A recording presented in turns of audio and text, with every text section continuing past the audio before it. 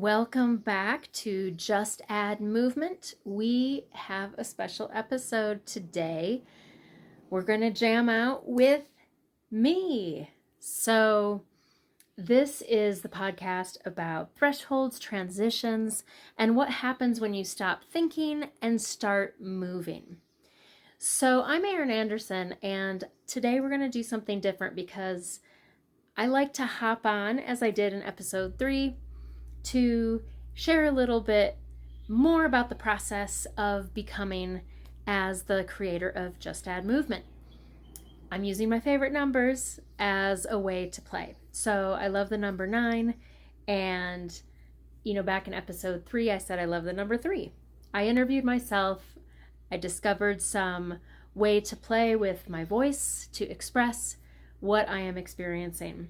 So I promised I'd be back. Here I am. I am so honored and excited to say that there have been 7 beautiful conversations since starting Just Add Movement. And each of those conversations has been so beautiful to notice that there are through lines, there are so many universal themes about what it is to add movement, what it is to bring it back to the body, to remember what the body knows, to lean into threshold moments. So I've been noticing common threads. I've been noticing the surprises and the discoveries that have happened with my guests. So today's episode is a synthesis, a reflection. It's a gathering. We're going to harvest what we have been listening to, and we're going to see how this can continue to help us navigate the threshold moments of our lives. So I'm going to answer the same 3 questions that I have been asking, and at the end I'm going to share a framework that can offer something fun to reflect on, as it can be difficult to bring language to describe what a very deep and profound experience we're having internally. So let's begin. Let's start by taking a collective breath, because I already notice I really enjoy the back and forth with another person. This is very different. So let's arrive into this new moment as we've been practicing every week so far. So that collective breath leads us into the first question. What do I know to be true about the body based on my body of work? After working with bodies through dance, movement, body work, it's been 30 years since doing this in a really meaningful way, creating ritual and choreography, offering massage therapy, just the evolution. And after these 7 conversations, I very much believe that the body knows before the mind does. And the mind, of course, is a part of the body. But every single guest confirmed this. They all revealed it in their own unique way. Caitlin Nicholson, who works with highly sensitive women, she spoke about it related to the nervous system specifically. Right? She said your body is designed to take in more signal per moment than most people's when being highly sensitive, and that's not a flaw. That's design. But when we don't have language for it, we experience the body's knowing as overwhelm rather than as information. And then Rachel Waite, my first international guest. She left a career as a classically trained opera singer because something in her body was pulling her towards something else entirely. She didn't necessarily have a clear, logical plan or way to get there. She had the pull. She said, I was going to move forward in this new direction, into this new threshold, and I had to let my voice back out after stopping it and shutting it down. She trusted the pull before the proof. That phrase has stayed with me because it's this idea of, aren't we all being asked to dig really deep during these threshold moments? It's about trusting before there's evidence, before the proof.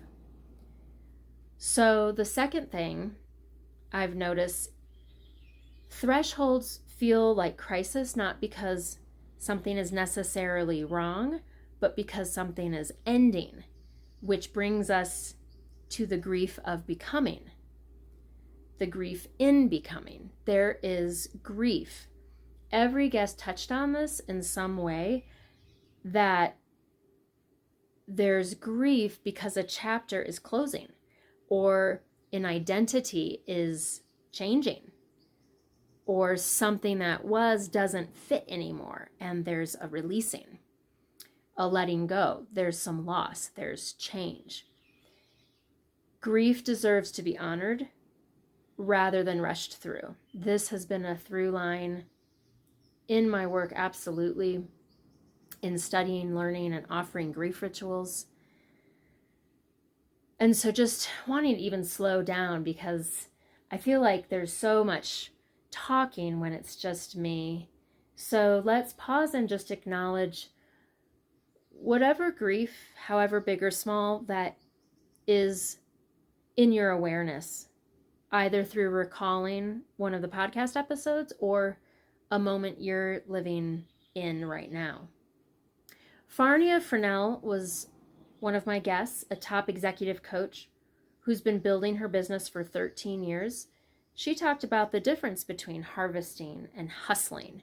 She said the exhaustion isn't from not working hard enough, it's from not knowing when to shift from effort into receiving. So the body is knowing, the threshold is speaking, there's communication.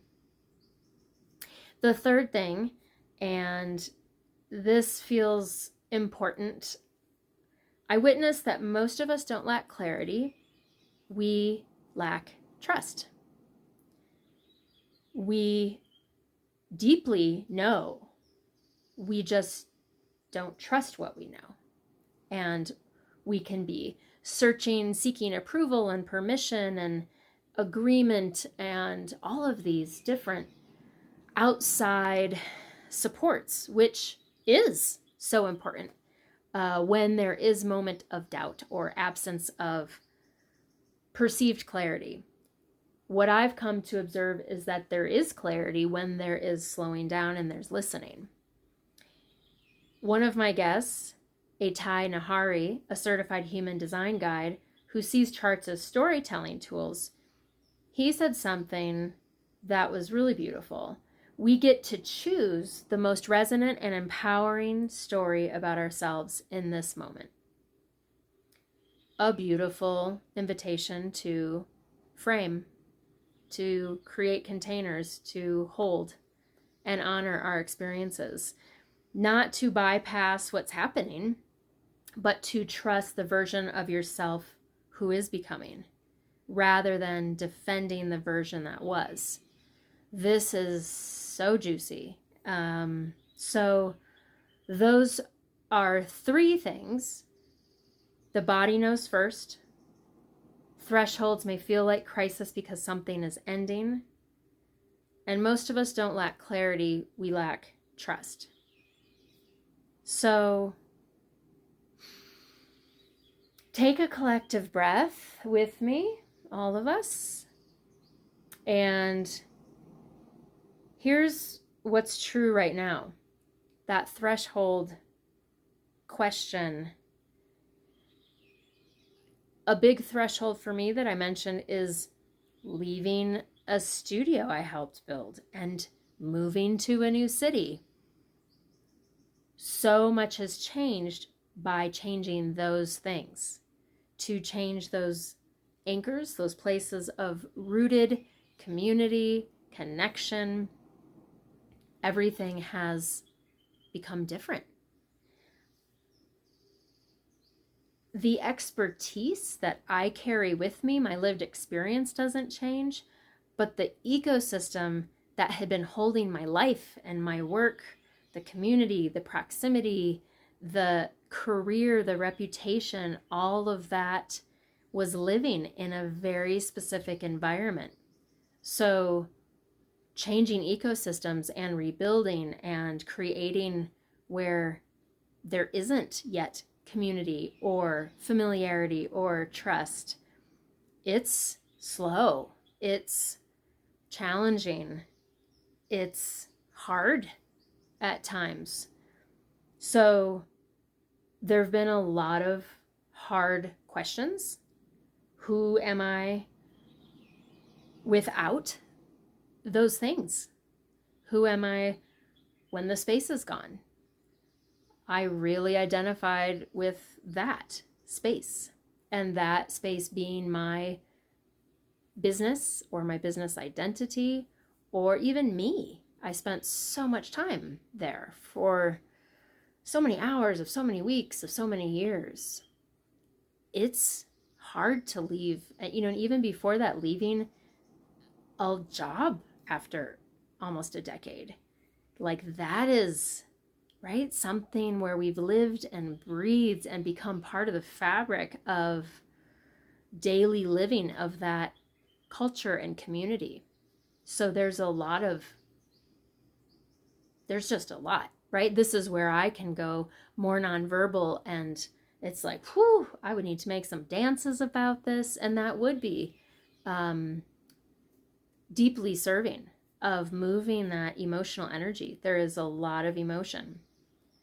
So those hard questions, it can feel in moments like a crisis because there can feel urgency due to the logistics, the needs, and the emotions. But I would like to think that I am living what I am sharing and offering in these podcasts about threshold moments. I am exploring it through a threshold, through this idea of inviting movement and choice of how I get to be in movement through these moments. So I've been supporting myself by applying my own tools. I've been doing body energy readings on myself. I've been studying my Chiron return, which is sort of like an archetypal developmental life moment. It's an activation that happens around age 50, and the archetypal mythological story to be invited into is the wound that I may have ultimately leads to the gifts, right? The wound becomes the medicine. I've been learning that my medicine now is this ability to be with people in the uncertainty of becoming, to be in those threshold moments of what is happening, and to allow the body to guide the process, not through logic, through deep listening, through moving, through expressing, emoting, and moving the energy.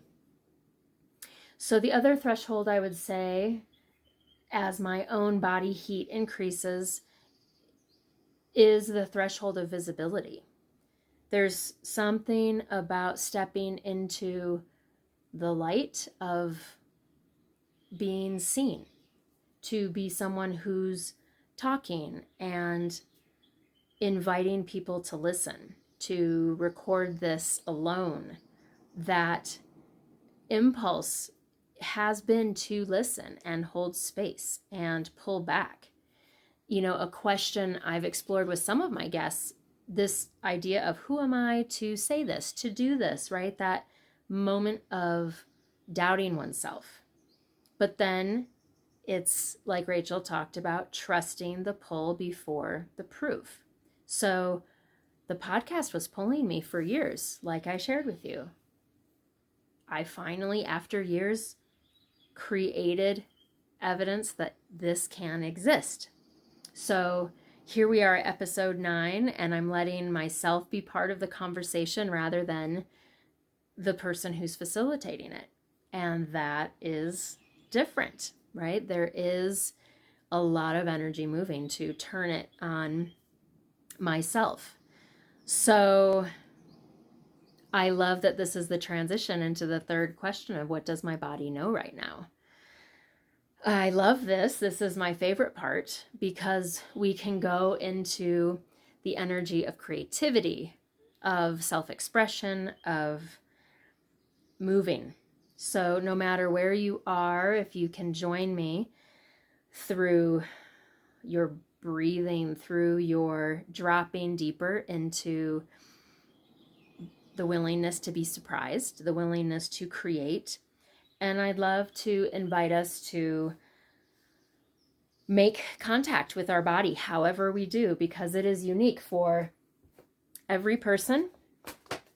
Sometimes we touch our heart or move our body, and I'm just going to have us go into a couple of minutes of discovery, awakening, and discovery. However you can access your inner creative artist, wise, deep knowing higher self, whatever that connection you make is to the beliefs you have, bring it into this moment and see what you might not have otherwise known had you not paused. Come on to this podcast to create and listen. I'm inviting you into the moment with me.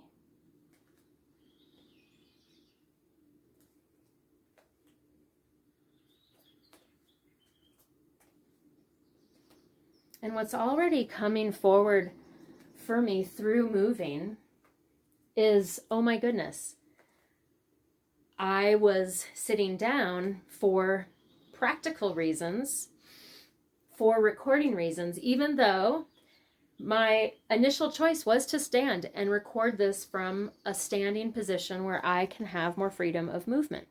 But because of some of the logistics of keeping myself focused and following the progressive outline, I sat down and I started to feel like I was in a hot box, and it started to get hotter and hotter and hotter. And all of a sudden I'm up and moving and there's a cool breeze. And so this idea of when we're in the fire, which is often a metaphor used, right, for transformation. Fire is alchemy, it's transformation, right? The phoenix rising from the ashes. I was literally sitting in the fire of how I was feeling based on all of these things. But now, in my preferred place of movement and changing my perspective, changing my rhythm, changing, like this idea of sometimes when it gets that intense and that hot, we get to change something and trust that that change is needed for our highest good, whatever it is, even if we don't fully know it yet. So I love that. You know, it's very interesting. I feel like every time I record an episode, a very large spider appears in the space. And there is this moment of panic that I have to also navigate. So I feel like that's another interesting metaphor of having to handle what comes. Like there's both the internal heat and fire that I was feeling, and then there's like some sort of external intensity or happening that brings forward fear or doubt. So, okay, we're back. What do you notice? Here's what I notice. My body moving leads me to like a clarity that is deep in my bones, that takes me out of the mental analysis and thinking there's a right way to do something, to say something. I know this happened the last time in episode 3. So after 7 conversations so far, after my own threshold experiences of eternally becoming, I can definitely confirm that there is and there gets to be an equal and opposite counterbalance to whatever the effort has been up until that point. I've literally moved so many things. And so then, right, a counterbalance to all of that effort and movement arguably would be rest and settling and integrating. So this idea of rest being a part of the threshold process of becoming. The body needs stillness as much as it needs movement. And there are so many beautiful words spoken about the oscillation between movement and stillness. And so I invite you into that and to honor that, because if your body needs stillness, you get to honor that. And if your body needs movement, you get to honor that. Sometimes, the most common word I've heard over my career is things feel stuck. The energy feels stuck. My body feels stuck. Stuckness, has been the word I've been trying to use in 12 years of having a business of that's what I do. I help people get unstuck.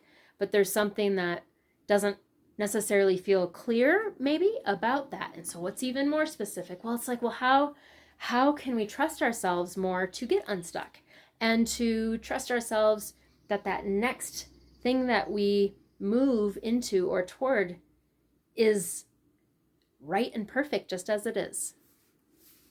So to that end, I want to share some archetypes that I'm playing with as a part of helping us to get clear on what some of our tendencies are. If we think about it as movement, we have habits of movement, we have some choreography that we get into on autopilot to help navigate stressful or overwhelming times. So I've witnessed thousands of bodies over all these years, and here are 4 archetypes that I'm naming threshold types. They're not fixed. It's not that you're just one. You could move through all 4 as a part of your journey and your threshold. But let's just see what your pattern might be, maybe your go-to.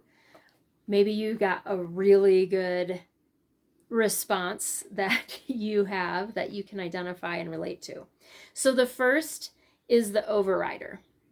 She knows what her body is telling her. She just talks herself out of it. She researches more, asks more opinions, waits for more certainty. Her intelligence is her greatest strength, and at threshold moments, it becomes the thing that holds her in place. So that's the overrider. Can you relate to that one? I can. The second is the amplifier. She feels everything intensely. Her body gives her big signals and she responds with big energy. She processes out loud. She feels urgency. She needs to act. But under all that intensity, there is often a quieter, steadier knowing that gets drowned out. She doesn't lack feeling. She needs to find the signal beneath the volume. The amplifier. Can you relate with that? I can. The third is the dissipator. When things get intense, she goes quiet. She numbs out, disconnects, hopes the decision will resolve itself. This isn't weakness, it's her nervous system protecting her from overwhelm. What she needs isn't a push, she needs a held container. Safety before clarity. The dissipator. Are you relating with these? I am. The fourth is the conductor. She actually can feel her body's signals. She has moments of clear knowing, a steady center, a deep yes or no that feels true. But then she second guesses it. She waits for permission. She knows and doesn't quite trust what she knows. Conductor. How do you relate with that? Most of the women I work with are some version of one and all, right? And even a session can go through, it can be a wave through all of those. And again, it's not fixed, it's not limited to. These are just ways to get us engaged in this conversation around our energy and how we move through moments. So, which one is most resonating for you right now? I'm going to commit to spending more time with these archetypes, spending some time writing some articles about them, just to see what energy we can move together collectively around this. And with that, of course, invitations to move, to add movement, to jam out to your moment of threshold, right? Whatever flavor it is, that you can just add movement and trust that the moment and the movement will reveal your alignment and your right next action. I've created a short quiz called the Threshold Clarity Quiz that helps you to identify your pattern and understand where your energy might be leaking during your threshold moment. So, this is an invitation. Try it out. I'd love to hear what moves just from playing with this little quiz. You can find it at bodyenergyreading.com. I think it's just about 5 minutes, and then you get to read about the results and just see what lands, what doesn't, and how that might offer you a right next move. As we close, I want to leave you with the same 3 questions that we carry through every episode. What do you know to be true about your body right now in this moment of your life? What threshold are you leaning into, even if you can't fully name it yet? And what did your body come to know after these 30 minutes that it didn't know at the beginning? If something from today landed for you, please share it with someone. Connect with someone who's standing at their own threshold moment. This is how the work travels sometimes, right? It's that image of standing at the threshold, a doorway, and then someone comes next to you and you hold their hand and you cross it together. I hope it can be of service, because these moments are important to honor as we celebrate together, as we grieve together, as we move through life together. Again, maybe you can share this with someone if it can support their becoming. So remember, justaddmovement.com has access to the Spotify and YouTube podcast lists, and then you can find the quiz at bodyenergyreading.com. It's there. And if you feel the pull to go deeper, to have your own body energy read, to decode your specific signals at your specific threshold, that's what the body print is for. So, until next time, thank you for moving with me today.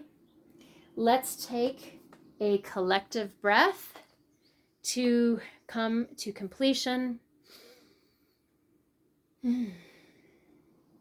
And from this place, may we move into our becoming together. So much love and movement.